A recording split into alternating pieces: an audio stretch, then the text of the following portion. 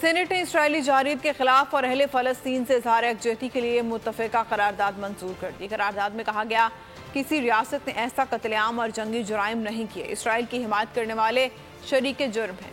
निगरान वज़ीर ख़ारजा जलील अब्बास जलानी ने कहा पाकिस्तान फलस्तीन के साथ है और रहेगा।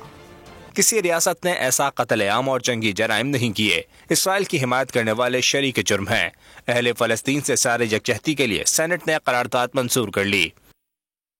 Those who are in favor of the resolution may say aye. Those against the resolution may say no. I think the resolution is passed unanimously. Full access of Gaza to all international humanitarian organizations so that relief supplies and water can be supplied to the beleaguered citizens of Gaza, and further demands an end to Israeli aggression and occupation. अरकान senate ने सारे ख्याल में सूरत हाल को अफसोसनाक करार दिया। उम्मत मुसलमा के किरदार को भी तनकीद का निशाना बनाया।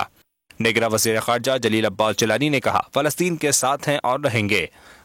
मैं इस ऐवान की जानिब से, हुकूमत की जानिब से और अवाम की जानिब से एक मरतबा फिर ये इयादा करता हूँ कि हम फ़लस्तीन के अवाम के साथ हैं, हमेशा रहे हैं और आइंदा भी हमेशा उनके साथ रहेंगे।